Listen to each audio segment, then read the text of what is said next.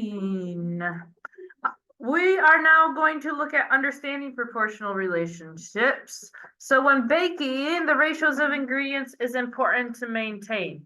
The table shows a common recipe for pizza dough.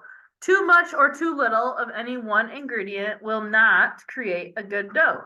In this recipe, the ratio of cups of flour to cups of water is 3:1. Suppose you wanted to make 2 batches of dough. Is the ratio of flour to water the same? Should the ratio be the same even if we're making 2 batches? No. The ratio should be the same though, right? So it might look like 6:2, but that's the same as 3:1, right? So even if we wanted to make 3 batches, probably last year in 6th grade, you did like a ratio project where you had to make something and, but you want to keep the ratio the same, right? Yep. Remember that maybe? No, it wasn't Fran. I don't remember.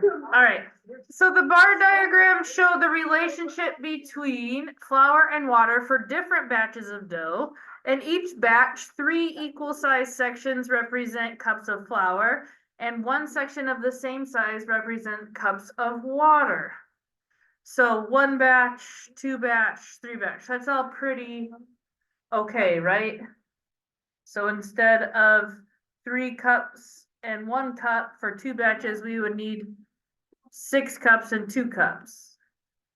For flour, for 3 batches rather, we would need 9 cups and 3 cups. Does that make sense? We're keeping the ratio the same. So on page 14, it says the ratio of cups of flour to cups of water is maintained regardless of how many batches of pizza dough you make. In each batch, there are 3 cups of flour for every 1 cup of water. So 2 quantities are in a proportional relationship if the 2 quantities vary and have a constant ratio between them.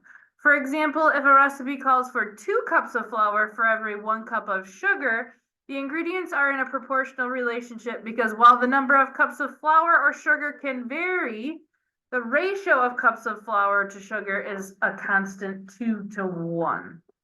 So some relationships are not proportional relationships. In these cases, a ratio is not maintained. For example, suppose that Pedro is 14 years old and his little brother is 7 years old. The ratio between their current age is 14:7. Pedro is currently twice as old as his brother. Will he always be twice as old? No, think about the next year when they're 15 and 8. 15 is not twice 8, right? Or the next year, 16 and 9. So that is not a proportional relationship. The bar diagram represents this relationship because Pedro is currently twice as old as his brother. The bar diagram representing Pedro's age has twice as many sections as the bar diagram representing his brother's age. However, then in 5 years, Pedro will be 19 and his brother will be 12. So if we added a section to each bar diagram to represent the additional 5 years, we would see that the ratio of 19 to 12 is not equivalent to 14:7 or 2:1. So in 5 years, Pedro will not be twice as old as his brother because 9 is not equal to 2 times, or 19 is not equal to 2 times 12. Because Pedro will not always be twice as old as his brother and the ratio of 14:7 or 2:1 is not maintained, like we said, that is not proportional. All right, you ready for the first example of a proportional relationship? We're going to start by trying to identify them. The recipe for a homemade glass cleaner indicates to use a ratio of 1 part vinegar to 4 parts water. Elise uses 3 tablespoons of vinegar and 12 tablespoons of water to make the cleaner. Is the relationship between the vinegar and water in the recipe and the vinegar and water in Elise's cleaning solution a proportional relationship? So we have to look at this in parts. If each part was 1, it would be this 1:4. So if we put 3 tablespoons of vinegar, we would need 3 plus 3 plus 3 plus 3, which is 12. So is this proportional? Yes. So refer to the recipe for homemade glass cleaner in example 1. Marcus mixed 1.5 cups of vinegar and 6 cups of water to make his cleaner. Is this relationship proportional? So let's draw it out. So vinegar, I'm just gonna write V here, if I can find a working pen. Vinegar is 1 part. So the 1 part he used was 1.5 parts, right? But water is 4 parts. So here's 1 part. We're talking about 4 parts. How many 1.5s should he have put in of water? 4, right? So 1.5, 1.5.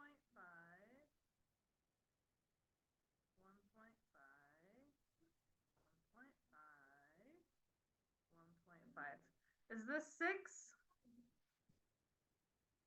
Yes, this is 6 cups. So was it proportional? Is it the same as this 1 to 4? Yes.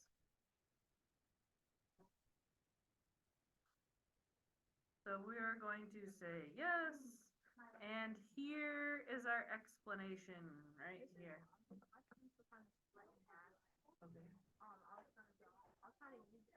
We'll just get a different pencil.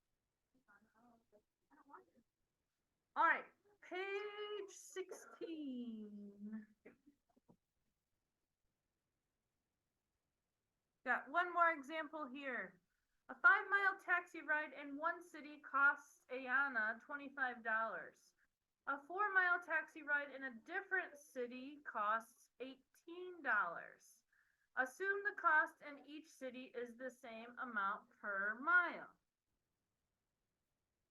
So it looks like we're finding unit rates.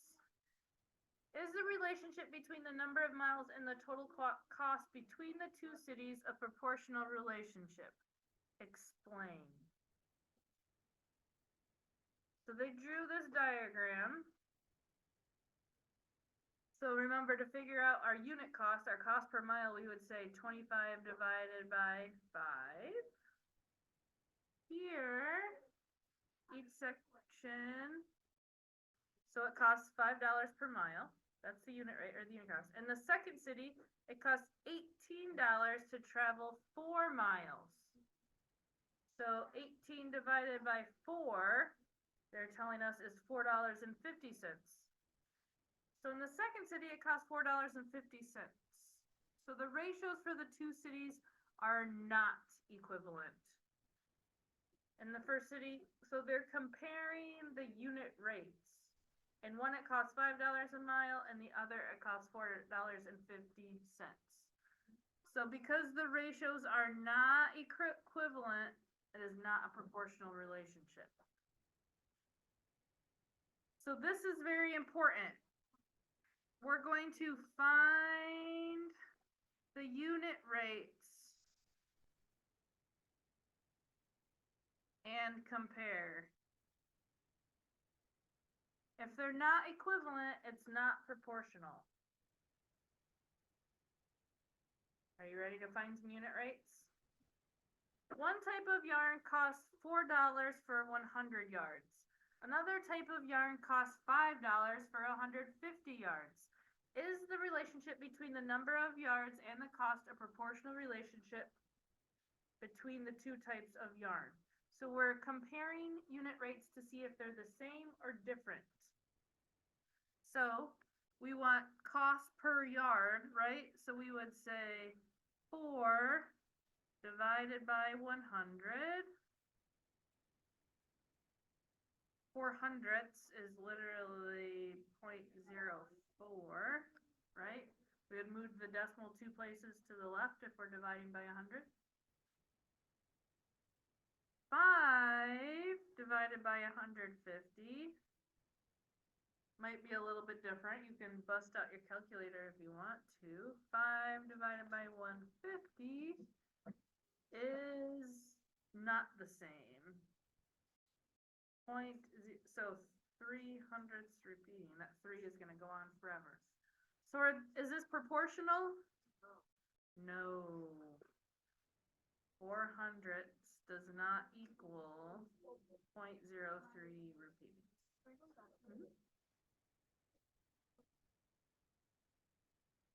So for the second example, if you're not sure how to proceed, remember you're going to find the unit rates and compare. If they're not the same, they're not equal to, it's not a proportional relationship. Are you ready to try these out? All right. We are going to do page 19. Got a good 20 minutes.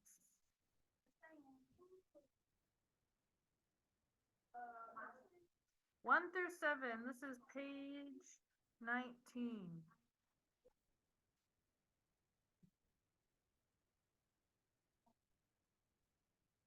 So you're just determining if it is a proportional or not. You could draw out pieces if you need to.